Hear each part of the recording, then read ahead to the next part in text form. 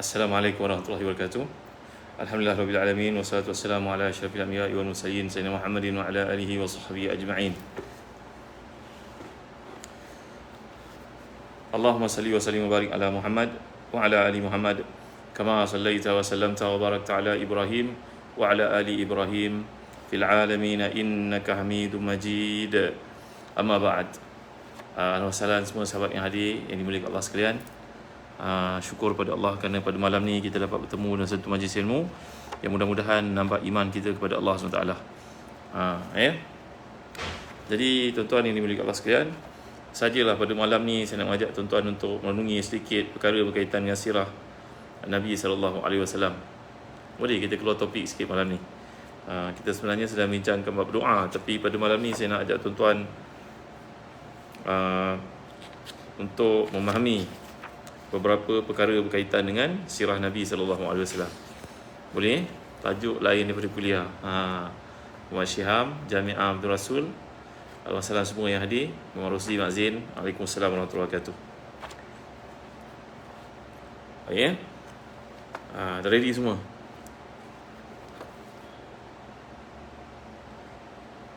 Baik. Al-Wassalam, Syah Syaris. Malam ni saya ambil daripada kitab yang bertajuk Sirah Nabi SAW. Sekejap saya tukar semula tuan-tuan.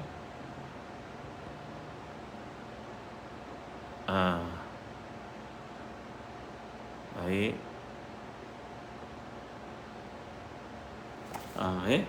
Jadi tajuk program kita pada malam ni daripada kitab Ensiklopedia Sirah Nabi SAW. Berkaitan dengan Piagam Madinah. Pada muka surat 130 saya bacakan untuk tuan-tuan. Rasulullah SAW telah memeterai satu perjanjian bagi membasmi duri jahiliah dan sentimen kepuakan. Melalui piagam ini, Nabi SAW telah menutup ruang daripada meresapnya budaya jahiliah. Di antara chapter ataupun fasal-fasal piagam yang terdapat yang dipersetujui. Terima kasih Yang Mulia Syarif Azhar. Dengar ke kuliah saya? Dengar ke? Ke bising? Dengar Nina Zaliha, barakallahu fikum. Anissa Osman, barakallahu fikum. Dengar ke? Dengar Ahlan salan. Aminah Haji Kamil. Ahlan salan semua Jadi inilah surat daripada Muhammad SAW antara orang beriman, orang Islam daripada kalangan Quraisy, penduduk Yasrib dan yang menyusul mereka, yang mengikuti mereka, begitu juga yang berjuang bersama dengan mereka. Ahlan salan. Waalaikumsalam warahmatullahi wabarakatuh. Awi Cik Mut, ahlan salan. Baik. Isi piagam Madinah. Dengar Fatimah Sam, ahlan salan. Barakallahu fikum. Jelas, alhamdulillah.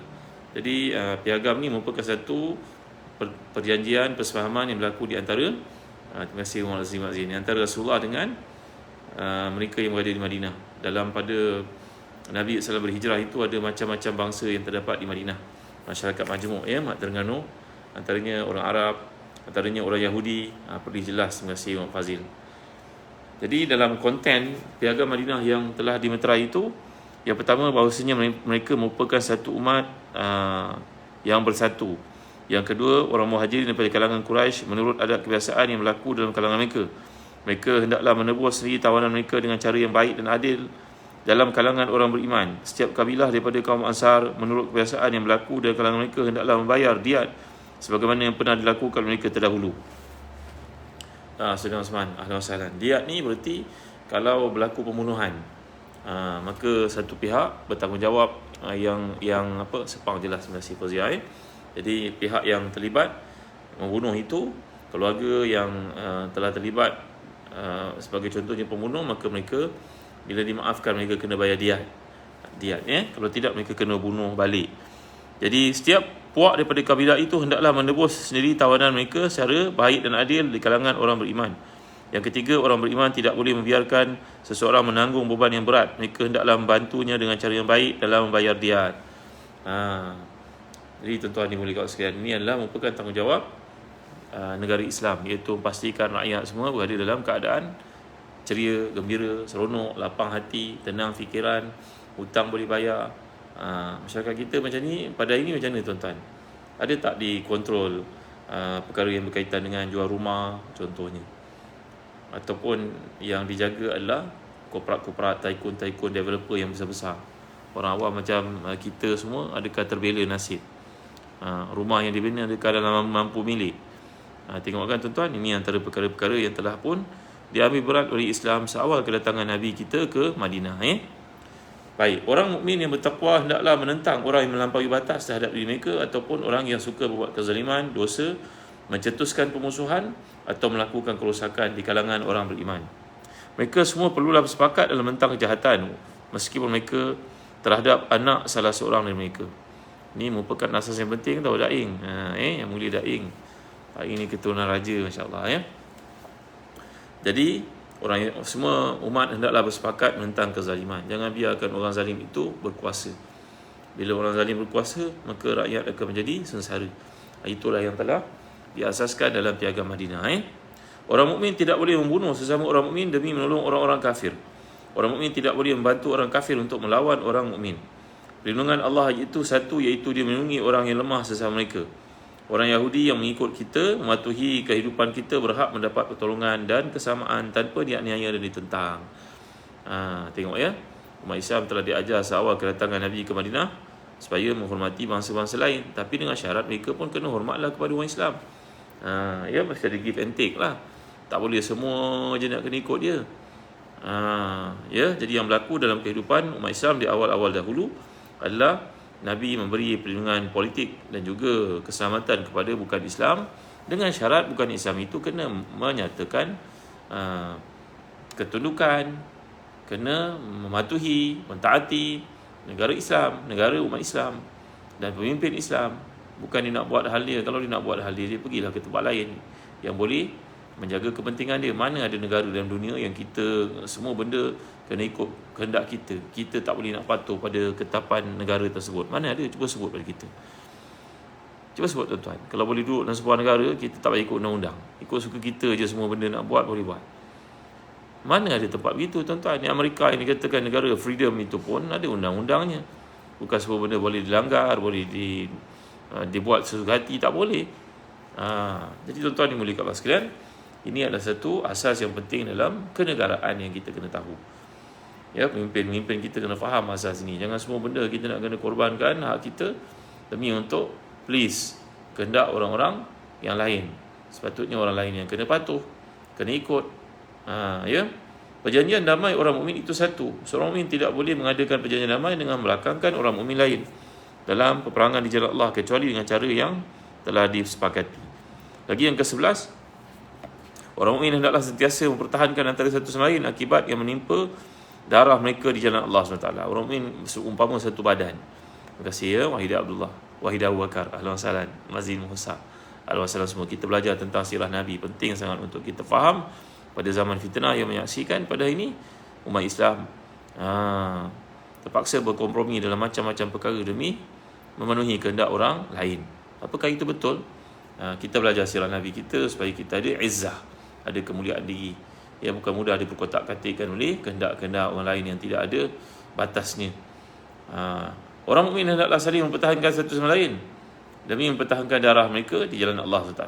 Orang musyrik tidak boleh melindungi harta benda dan jiwa orang Quraisy serta tidak boleh mempertahankan orang Quraisy dibanding dengan orang mukmin. Jadi kita berada dalam negara ini, hendaklah patuh kepada negara. Jangan kita pergi cerita pula negara lain. Semua negara ada pros and cons dia. Amindah Haji Kamil ya.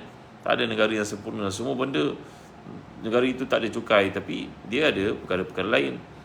Negara ni cukainya rendah, tapi dia ada perkara-perkara lain. Memang dari sudut tidak ada satu pun negara dalam dunia yang perfect. Okey. Sesiapa yang bunuh orang mukmin yang cukup buktinya, maka hendaklah dia dihukum balas melainkan jika wali yang terbunuh memaafkannya. Ini telah pun diasaskan, diletakkan dalam kanun yang paling tinggi kerajaan Islam Madinah. Baik Semua orang mukmin berkewajipan menghukum pembunuh itu dan tidak halal kepada mereka melainkan pelaksanaan terhadapnya. Jadi tiada siapa yang dibela, tiada siapa yang duduk di atas undang-undang. Semua kena tertakluk kepada undang-undang. Kalau ada yang duduk di atas undang-undang, payahlah. Semua benda bila kena kod dia je boleh selamat, tapi kena kod orang lain akan dikenakan. Inilah yang tidak adilnya tuan-tuan dimuliakan Allah sekalian. Yang ke-12, tidak halal bagi seorang mukmin menolong seorang pelaku kejahatan ataupun melindunginya. Siapa yang menolong atau melindunginya, saya dia akan ditimpakan laknat Allah dan kemurkaannya pada hari kiamat serta tidak mengambil kira amalannya yang fardu ataupun sunat. Tidak halal bagi seorang mukmin menolong orang yang zalim. Dah tahu dia zalim, buat apa tolong dia? Ini adalah satu asas yang Nabi letakkan di Madinah. Jadi siapa saja melakukan kesalahan mesti dihukum. Tak ada siapa pun duduk di atas undang-undang. Yang ke-16, bahawasanya sebarang perkara yang mengakibatkan timbulnya perselisihan di kalangan kamu, maka hendaklah dirujuk kepada Allah dan kepada Rasulullah sallallahu alaihi wasallam. Al-Wasalam semua. Kita sedang belajar Piagam Madinah dari kitab Ensiklopedia Sirah Kekasihku Muhammad sallallahu alaihi wasallam. Ya, ini adalah buku yang terbaru yang saya karang, tuan-tuan. Bagus saja terbit. Mudah-mudahan ada manfaat yang banyak daripada buku ni untuk kita belajar sirah Nabi. Kerana penting sangat belajar sirah. Penting sangat cinta Nabi. Wajib cinta Nabi. Cinta Nabi tidak akan lahir melainkan kita memahami sirah Nabi. Para sahabat berkata, kunna nu'alimu auladana sirah kama yu'alimu ahduna suratan minal Quran. Muzahyu, ya. Kami mengajar anak-anak kami sirah Nabi itu seumpama kami mengajar mereka memahami Al-Quran. Nisanul Hasanah Al-Wasalan.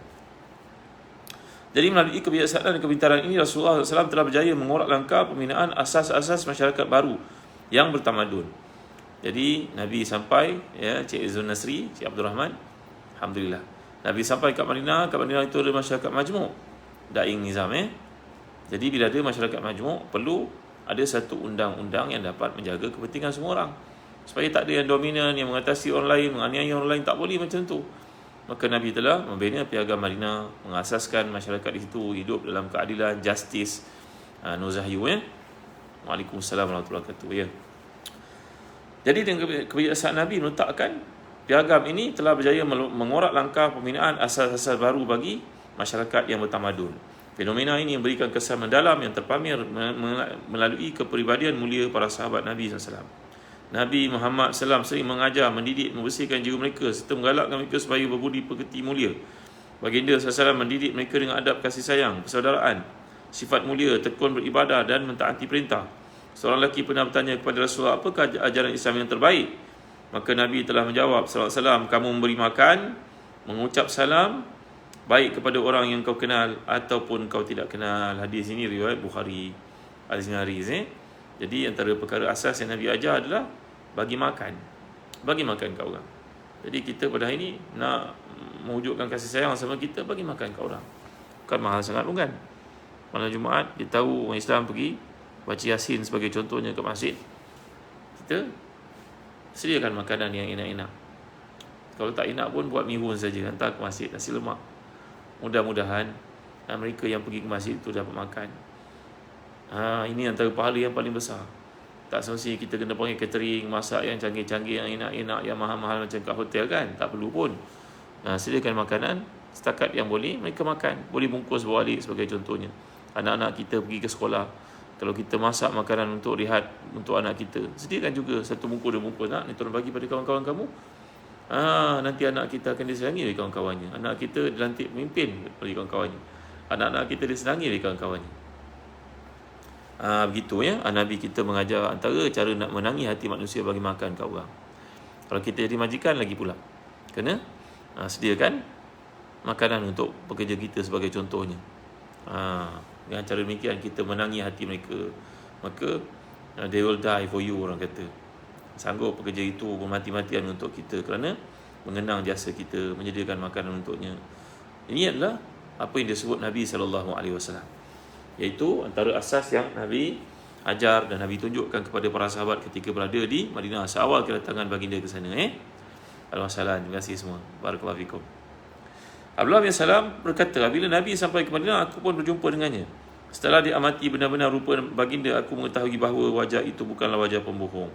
Rupanya manusia ni kalau dia berbohong, maka wajahnya akan kelihatan wajah pembohong. Kok mana dia bercakap pun orang nampak pembohong. Ya. Jadi Abdullah bin Salam ini merupakan seorang pendeta Yahudi yang ada di Madinah. Tak kala Nabi sampai ke Madinah, dia telah jumpa dengan Nabi, melihat saja Nabi, dia tahu ini merupakan seorang Nabi akhir zaman, bukannya pembohong. Antara kata-kata awal yang diungkapkan oleh Nabi yang menimbulkan kekaguman kepada Allah bin Salam hingga dimasuk Islam ini, ayuhan nas, afshus salam wa at'imut ta'am wa salu bil laili wan nasu niyam tadkhulul jannata bi salam. Wahai manusia, sebarkan salam, berilah makan, hubungkanlah silaturahim, bersemayanglah pada waktu malam tak kala orang ramai sedang lena tidur, nescaya kamu akan dapat masuki syurga dengan selamat sejahtera. Simple jarahan Nabi kan. Bagi salam, bagi makan, semayang pada waktu malam, nanti kamu akan masuk syurga dengan salam sejahtera. Azmin Zahari, Al-Salam. Baik. Kemudian Nabi telah mengadakan perjanjian dengan orang Yahudi. Bangsa bukan Islam yang paling hampir dengan Madinah ialah Yahudi.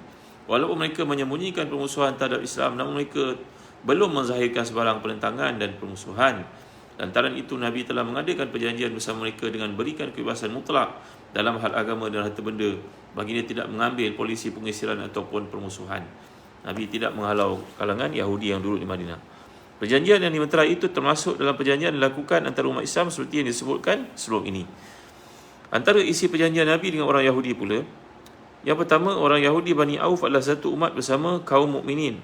Orang Yahudi dan orang Islam berhak mengamalkan agama masing-masing, termasuklah pengikut-pengikut dan diri mereka sendiri. Begitu juga dengan Yahudi selain Bani Auf.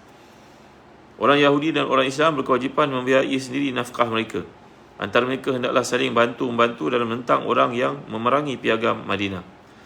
Sesama mereka hendaklah saling menasihati, berbuat kebaikan dan tidak melakukan perkara yang salah dan batil.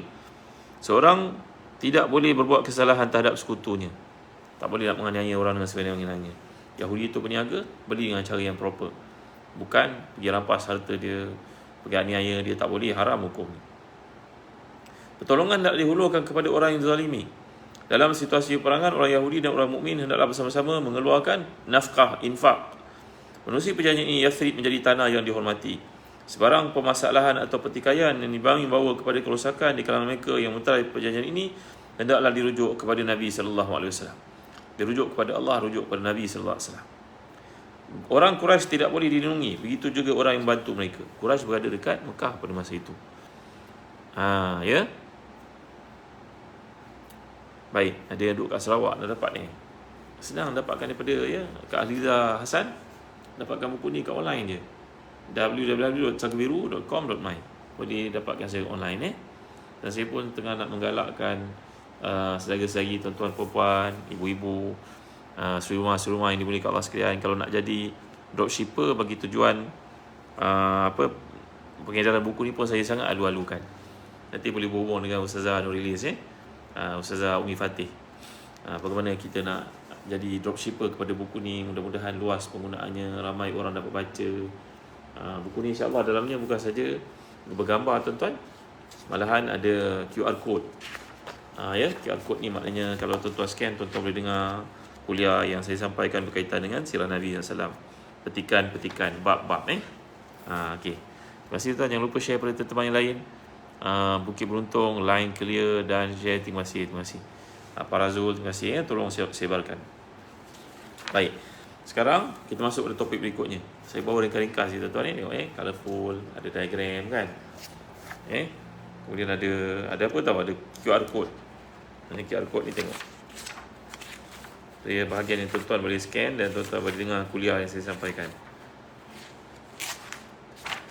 Dalam buku ni tuan-tuan akan jumpa perbincangan yang saya sampaikan itu untuk memahami lebih lanjut tentang ibrah-ibrah yang terdapat di sebaliknya. Okey, tengok.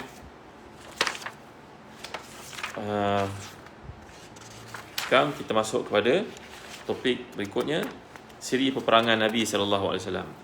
Perang Badar. Istastaghisuna rabbakum fastajaba lakum anni mumiddukum bi alfin minal malaikati musawwimin. Dan ingatlah ketika kamu mohon pertolongan kepada Tuhanmu, lalu diperkenankan bagimu, aku benar-benar akan mendatangkan serombongan bantuan kepadamu dengan 1000 tentera yang datang bertalu-talu. Ini kisah Siti Marhamah, Waalaikumsalam warahmatullahi wabarakatuh, turunnya malaikat membantu tentera Islam dalam perang Badar. Baik. Satu rombongan pedagang Quraisy telah melepasi Madinah semasa perjalanan dari Mekah ke Syam. Wali itu apabila sampai waktunya, hampir tiba waktunya mereka pulang dari Syam ke Mekah, Rasulullah mengutuskan Talha bin Ubaidillah dan Sa'id bin Zaid ke utara untuk membuat perisikan bagi mendapatkan maklumat. Mereka berdua sampai di Al-Hawra dan tinggal di situ sehingga kafilah Abu Sufyan melaluinya. Rombongan ini hanya dikawal oleh 40 orang lelaki. Inilah kesempatan yang berharga buat tentera Madinah, peluang untuk melakukan agenda ketenteraan yang mengakibatkan kesan buruk terhadap orang musyrikin jika mereka kehilangan harta yang banyak. Maka Nabi telah buat ihbahan kepada orang Islam dengan mengatakan, inilah angkatan pedagang Quraisy yang membawa harta benda mereka. Keluarlah kepada mereka, moga-moga Allah menjadikan ia harta rampasan untuk kamu semua. Walau begitu, Nabi tidak memaksa sesiapa pun untuk keluar, terserahlah kepada kehendak masing-masing. Namun baginda tidak menyangka bahawa kumpulan yang keluar tersebut akan bertemu dengan tentera Mekah hingga mencetuskan pertempuran sengit di Badar. Oleh sebab itu, ramai sahabat yang tertinggal di Madinah kerana mereka menyangkakan Rasulullah SAW keluar hanya untuk menjalankan operasi biasa sahaja. Baik, Rasulullah keluar bersama 300 tentera. Ada yang mengatakan 314, ada yang mengatakan 313. 82 orang terdiri pada sahabat-sahabat Muhajirin, 61 orang daripada Aus, 170 orang daripada Khazraj. Semasa para sahabat ini keluar, mereka tidak membawa kelengkapan perang yang sempurna. Mereka hanya membawa kuda, 2 ekor kuda, seekor kepunyaan Zubair bin Awam, seekor lagi kepunyaan Miqdad bin Aswad. Bersama mereka ada 70 ekor unta yang ditunggang, 2 atau 3 orang secara bergili-gili. Rasulullah SAW sendiri menunggang seekor unta yang dikongsi dengan Ali bin Abi Talib dan Marthad bin Abi Marthad Al-Ghanawi. Dalam pada itu Rasulullah SAW telah melantik Ibn Umi Maktum untuk mengimamkan salat di Madinah. Ketika baginda sampai di Rauha, baginda mengarahkan Abu Lubabah bin Abdul Munzir supaya kembali ke Madinah untuk memangku urusan baginda. Baginda menyerahkan kepimpinan angkatan sayap kanan kepada Zubair bin Awam, manakala kepimpinan sayap kiri diserahkan oleh baginda kepada Miqdad bin Amr. Hanya mereka berdua sahaja menunggang kuda dalam angkatan tentera tersebut. Jadi sebenarnya perang Badar ni bukanlah satu perangan di mana semua umat Islam terlibat datang untuk mempertahankan Madinah. Tidak. Nabi hanya keluar dan mengatakan kepada para sahabat, siapa yang nak ikut boleh ikut. Mudah-mudahan Allah beri kepada kita rezeki. Maka itu sebab bilangan tentera yang datang 313 orang sahaja. Mereka tak menyangka akan berlaku pertemuan dengan kaum Quraisy. Ini ikut penjelasan para ulama, contohnya Ibn Katsir dalam Al-Bidayah wa Nihayah. Baik, barisan belakang pula diserahkan kepada Qais bin Abi Sa'sa'ah. Kepimpinan umum secara keseluruhan diserahkan kepada Rasulullah sebagai panglima tertinggi. Rasulullah bersama bala tentera bergerak ke Badar dalam keadaan tidak bersedia untuk berperang. Baginda keluar dari Madinah menuju jalan utama ke Mekah hingga sampai di perigi Rauha. Dari situ, Nabi SAW bergerak menjadikan jalan utama ke Mekah di sebelah kiri, kemudian melencong ke kanan mengikut An-Nazi'ah berdestinasikan Badar. Baginda SAW melalui jalan tersebut hingga sampai di sebuah lembah yang disebut sebagai Rahqan di antara Nazia dengan Lurah As-Safra. Selanjutnya baginda meneruskan perjalanan di titian lurah itu, kemudian turun hingga hampir sampai ke Safra. Dari situ baginda mengutuskan Basbas bin Amr Al-Juhani dan Adi bin Abi Zaghba Al-Juhani ke Badar untuk mengintip perihal kafilah pedagang Quraisy. Abu Sufyan sebagai ketua kafilah pedagang Quraisy mengambil langkah berhati-hati, memandangkan dia memang sudah sedia maklum tentang jalan menuju Mekah yang dikelilingi bahaya. Siapa yang lalu jalan itu terdedah kepada bahaya, contohnya perompak padang pasir yang akan merompak, membunuh, menangkap manusia untuk dipedagang jadi hamba. Jadi dia juga merisik-risik dan bertanya-tanya kepada siapa yang ditemuinya. Tidak lama kemudian Abu Sufyan menerima khabar bahawa Nabi Muhammad SAW bersama pengikutnya keluar menghadapi rombongan kafilahnya. Dia terus mengupah Damdam bin Amr untuk pergi ke Mekah bagi minta orang Quraisy keluar mempertahankan kafilahnya. Damdam terus menuju ke Mekah dengan pantasnya. Bila sampai di Batni Al-Wadi, merupakan satu kawasan laluan air bukit di Mekah, dia berkata, wahai kaum Quraisy, harta benda kamu yang ada pada Abu Sufyan yang diperdagangkan itu telah disekat oleh Muhammad dan para pengikutnya. Aku tidak yakin kamu akan mendapatkannya kembali. Berikanlah bantuan, berikanlah bantuan. Mendengar kata-kata Damdam bin Abi Damdam ni, penduduk Mekah segera berkumpul dan berkata, adakah Muhammad dan para sahabatnya menyangkakan angkatan pedagang itu senasib dengan angkatan pedagang Ibnu Hadrami? Sekali-kali tidak. Muhammad pasti akan menerima nasib yang sebaliknya. Oleh demikian, setiap lelaki daripada kalangan mereka pun keluar. Paling tidak pun mereka akan menghantar wakil bagi menggantikan mereka. Tidak seorang pun di kalangan orang kenamaan yang ketinggalan, melainkan Abu Lahab. Abu Lahab telah mewakilkan orang lain yang berhutang dengannya. Pada masa yang sama, mereka juga telah mengerahkan kabilah-kabilah lain yang tinggal berdekatan mereka. Tidak seorang pun kaum Quraisy ketinggalan kecuali Bani Adi yang tidak menghantar sesiapa pun. Mereka nak pergi ke arah Madinah. Mereka nak pergi kat ada cerita semalam saya janji. Nanti luar sabar dulu. Kita sambung cerita sirah Nabi dulu. Baik, terima kasih kerana mengingatkan. Kita baca sirah sikit malam ni. Sirah Nabi kita sallallahu alaihi wasallam, buku baru terbit ni. Wajib kita baca sirah tuan-tuan ya, untuk mengenal Nabi lebih dekat. Kalau sahabat-sahabat Nabi mereka mengatakan kunna nu'alimu auladan sirah kama yu'alimu ahaduna suratan min al-Quran. Kami dulu mengajar anak-anak kami sirah Nabi ni macam kami mengajar mereka Al-Quran, dengan harapan mereka faham sirah, mereka faham Quran. Kerana Quran ditafsirkan sirah. Baik. Jadi kaum musyrikin Mekah telah pun menghantar tentera yang ramai untuk menjaga kepentingan perdagangan yang mereka bawa dari Syam di bawah pimpinan Abu Sufyan. Fahami baik-baik. Jadi Abu Sufyan ni merupakan seorang pedagang terkemuka. Jadi dia membawa hasil perdagangan yang melibatkan tokoh-tokoh Quraisy yang lain. Mereka ni partner. Mereka adalah shareholder dalam banyak perniagaan. Jadi seorang pergi, yang lain tinggal. Jadi mendengar berita bahawa Sabar Abdul Hamid mendengar berita bahawa rombongan Abu Sufyan ni, perdagangan ni telah ditahan, disekat oleh Muhammad SAW, mereka pun panik. Kesemua mereka telah pun pergi untuk mempertahankan ataupun untuk menyerang Madinah dengan harapan mereka dapat ambil semula harta yang disangkakan telah dirampas oleh Nabi kita Muhammad SAW itu. Untuk pengetahuan tuan-tuan, kaum Quraisy telah pun merampas harta orang Islam. Orang Islam berhijrah ke Madinah tak bawa apa-apa, selai sepinggang. Contohnya macam Suhaib Ar-Rumi, dia meninggalkan semua harta di Mekah. Maka tentulah berhak untuk umat Islam mengambil semula harta mereka. Abu Sufyan ni adalah seorang pemegang share terkemuka masyarakat Quraisy. Gitu baik. Tentera Mekah terdiri daripada 1,300 orang yang keluar menuju ke Badar. Tuan-tuan bayangkan ketika sampai berita itu daripada Damdam ni tadi, pada masa itu masih lagi kafir, menghantar makluman kepada kaum Quraisy bahawasanya penduduk Madinah nak menyerang rombongan pedagang Abu Sufyan. Bayangkan mereka kelam kabut keluar. Zaliyah Barudin kelam kabut. Tapi semua yang ada keluar. Bilangan mereka pada masa itu seramai 1,300 orang. Mereka membawa 100 ekor kuda, bayangkan, diiringi oleh 600 orang memakai baju besi. Di samping itu mereka juga membawa unta yang sangat banyak hingga tak dapat dipastikan bilangannya. Abu Jahal bin Hisham menjadi ketua keseluruhan angkatan tentera. Perbelanjaan makanan ketenteraan dibiayai oleh 9 orang pembesar Quraisy. Dalam masa satu hari mereka menyembelih lebih kurang 9 atau 10 ekor unta. Bayangkan perjalanan itu, bagi masa beberapa hari mereka satu hari sembelih 9 hingga 10 ekor unta. Untuk menjamu tentera. Kerana ramainya bilangan tentera yang datang untuk menyerang Madinah. Baik.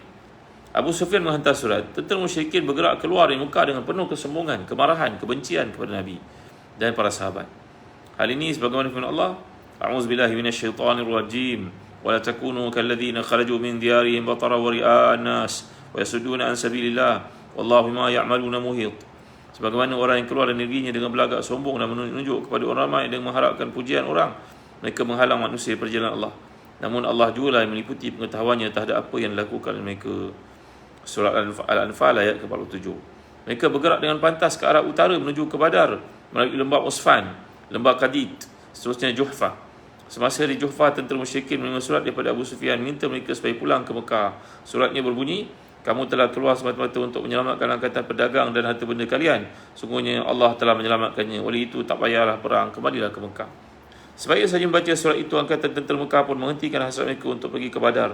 Namun Abu Jahal dengan angkuhnya berkata, demi Allah, kita tidak akan pulang melainkan kita telah sampai di Badar. Di sana kita akan tinggal selama 3 hari dan menyembelih unta. Kita akan makan, minum arak dan berhibur dengan penyanyi-penyanyi wanita. Biarkanlah orang Arab tahu dan mendengar tentang perkumpulan kita. Nanti mereka akan rasa gerun dengan kita. Ini kata-kata Abu Jahal yang sombong ni, tuan-tuan. Nabi pernah berdoa supaya Islam diperkuatkan, sama ada dengan kemasukan Islam Abu Jahal ini ataupun Umar. Allah SWT telah milih Umar radhiyallahu an. Terima kasih Thank you Ustaz Berzaya. Barakallahu fikum. Terima kasih. Walaupun begitu, Al-Ahnas bin Syarik mengemukakan cadangan supaya mereka bergerak pulang, tapi cadangannya ditolak. Tidak dipersetujui oleh semua orang kecuali Bani Zuhrah. Oleh sebab itu tiada seorang pun daripada Bani Zuhrah yang terlibat dalam perang Badar. Bilangan mereka sampai 300 orang. Jadi 1,300 tak setuju, Bani Zuhrah balik semula. Dengan demikian bergeraklah baki tentera Mekah sampai 1,000 orang ke Badar. Perjalanan mereka diteruskan hingga tiba berdekatan dengan Badar di sebalik satu bonggolan yang terletak di antara Udwah Al-Quswa, iaitu batasan lembah Badar. Tuan-tuan tengok dalam buku ni ada gambar ni, nampak? Menarik buku ni tau. Saya cuba jadikan ada peta, ada gambar, supaya tuan-tuan baca dapat memahami lebih dekat tempat-tempat yang ada dalam sirah Nabi SAW. Ni ada gambar, ada diagram, ada apa InsyaAllah menarik sangat buku ni. Saya tak menafikan buku sirah ni ada banyak dalam pasaran, tapi pendekatan yang cuba saya pilih dalam buku ni adanya gambar, diagram, ada apa dipanggil, ada poin-poin yang di-highlightkan, warna, unsur animasi pun ada. Mudah-mudahan dengan cara demikian makin dekat dan mudah untuk dibaca semua lapisan masyarakat, ya. Keadaan tentera Islam yang sangat kritikal. Ketika baginda berada dalam perjalanan di Wadi Zafiran, sampailah berita kepada baginda berkenaan tentera Mekah yang datang. Tindakan mereka itu mesti dihalangkan, memang tentera Mekah akan terus menuju ke Madinah. Jadi siapa yang dapat menjamin tentera Mekah itu tidak meneruskan pergerakan mereka hingga menceroboh ke kota Madinah? Sekiranya perkara itu berlaku, umat Islam terpaksa berperang dalam tanah air mereka sendiri dan semestinya akan menatijahkan kesan yang buruk. Melihat kepada situasi yang bahaya itu, Nabi SAW segera mengadakan perbincangan dengan anggota tentera serta para pemimpin. Hasilnya pemimpin tentera menunjukkan reaksi yang sangat positif. Abu Bakar Siddiq bangun memberikan pandangannya dengan menunjukkan reaksi yang positif. Kemudian Umar Khattab juga memberi pandangan seperti itu. Selanjutnya Miqdad bin Amr bangun berkata, wahai Rasulullah, teruskan apa yang diperlihatkan oleh Rasulullah kepadamu. Kami akan sentiasa bersama denganmu. Demi Allah, kami tidak akan berkata kepadamu sebagaimana dikatakan Bani Israil kepada Musa, pergilah kamu berjuang dengan Tuhanmu. Biarkan kami duduk di sini menanti kemenangan. Sebaliknya kami akan berkata, pergilah Tuhan bersama dengan Allah SWT berjuang. Sungguhnya kami akan bersamamu sebagai para pejuang. Demi yang mengutusmu dengan bawa kebenaran, jika kamu membawa kami bertolak ke Barq al-Ghimad, iaitu satu kawasan di luar kota Mekah dengan jarak perjalanan 5 malam. Ada pendapat ia terletak di Yaman. Jauhnya tempat itu sekalipun, kami pasti akan mengharunginya bersama sampailah kita berada di sana. Tengok iman para sahabat, Rasul Ibrahim. Para sahabat tidak pudar sedikit pun, tidak sirna. Walaupun perjalanan itu menagih belanja, biaya yang banyak, mereka pula dalam keadaan kemiskinan, baru saja nak stable di Madinah. Tapi bila datang seruan Allah SWT, tak ada seorang pun yang teragak-agak. Semuanya menyertai dengan sepenuh hati. Terima kasih yang kita pada saya. Barakallahu fikum. Saya rasa cukup setakat dulu untuk renungan pada malam ni. Kita belajar tentang Piagam Madinah dan kita belajar juga tentang perjuangan Rasulullah SAW, peperangan Badar, yang pada peringkat awalnya Nabi nak mengambil harta golongan musyrikin yang mereka telah rampas harta orang Islam di Mekah. Kemudian bila perkara itu tak dapat dilakukan, Abu Sufyan menghantar surat kepada penduduk Mekah supaya kembali semula ke Mekah, tak payah perang. Tapi Abu Jahal dengan sombong angkuhnya nak meneruskan peperangan itu. Inilah akibat yang diterima oleh Abu Jahal dengan tentera tersebut. Hancur mereka, walaupun dengan mereka 3 kali ganda lebih ramai daripada umat Islam. Ini Allah nyatakan, kam min fi'atin qaliyatin ghalabat fi'atan katsiratan bi'iznillah. Berapa banyak dalam tamadun kemanusiaan, siri peperangan manusia, golongan yang sedikit mengatasi golongan yang banyak. Bukan pada bilangannya, bilangan itu penting, tapi lebih penting adalah keimanannya, kualiti imannya. Ya tuan-tuan, banyak perkara yang akan kita pelajari dalam Perang Badar daripada buku ni. Ensiklopedia Sirah Kekasihku Muhammad SAW yang baru terbit, dari kelahiran hingga kewafatan. Dapatkan tuan-tuan, dapatkan daripada www.takbiru.com.my. Yang tuan-tuan minat nak jadi dropshipper, mengedarkan buku ni, kita boleh jadikan dia satu rujukan dalam kelas kita, ya. InsyaAllah sangat menarik, sangat berpatutan dengan harganya, kerana dalamnya penuh dengan research tuan-tuan. Gambar sangat menarik, peta yang disertakan, banyak kita boleh belajar insyaAllah. Dapatkan buku ni tuan-tuan. Tuan-tuan minat untuk jadi dropshipper pun saya sangat galakkan. Nanti kita buat sama-sama struktur. Tuan minat untuk kempenkan, sampaikan kat sekolah, kat pejabat, nak jual buku ni kat mana-mana, saya sangat galakkan. Kawan ibu yang dekat rumah nak buat bisnes online, jom sertai kami jadi dropshipper dalam jualan buku mengenali sirah Nabi SAW, berwarna, bergambar, berdiagram. Ada kartun-kartun yang digambarkan, gambar-gambar yang dibawakan, sangat membantu kita untuk memahami dan mencintai sirah Nabi SAW. Tuan-tuan, setakat ini saja dulu untuk renungan pada malam ini. Terima kasih Wahid Abu Bakar. Terima kasih semua yang hadir. Tak sempat nak sebut nama semua. Barakallahu fikum. Ihsanul Hasanah. Terima kasih kerana share pada teman kita lain, Wahid Abu Bakar. Jangan lupa, setiap malam jam 9 ataupun 9 suku kita akan berkuliah kembali. Doakan untuk saya. Sira Nizam. Terima kasih semua. Sallallahu alaihi wasallam Muhammad wa ala alihi wasallam. Alhamdulillahirabbil alamin. Allahumma zidna wa la tanqusna wa akrimna wa la tuhina wa atina wa la tahrimna wa asirna wa la tu'sir alaina wa ridina wa ridha anna. Allahumma salli wa sallim wa barik ala Muhammad wa ala ali Muhammad kama sallaita wa sallamta wa barakta ala Ibrahim wa ala ali Ibrahim fil alamin innaka Hamidum Majid. Allahumma a'inna ala dzikrika wa syukrika wa husni ibadatik. Allahumma farijil hammi wa ya kashifal ghammi wa ya mujiba da'watil muttarin. رحمن الدنيا والآخرة ورحمهما أنت ترحمنا فرحمنا برحمة تغنينا عن رحمة من سواك. اللهم اكفنا بحلالك عن حرامك وأغننا بفضلك عن سواك. اللهم طهر قلوبنا من نفاق وأعمالنا من رياء وألسنتنا من كذب وأعيننا من خيانة فإنك تعلم خائنة الأعين وما تخفي الصدور. ربنا آتنا في الدنيا حسنة وفي الآخرة حسنة وقنا عذاب النار. وصلى الله على سيدنا محمد وعلى آله وصحبه وسلم. الحمد لله رب العالمين. تقبل الله منا ومنكم. Terima kasih semuanya. Jumpa lagi insya-Allah malam esok. Masih Alhamdulillah. Terima kasih, sangat menarik buku ni Alhamdulillah. Siti Khairiyah, Siti Aminah Abdul Majid. Terima kasih Wahidah Waka. Assalamualaikum warahmatullahi wabarakatuh.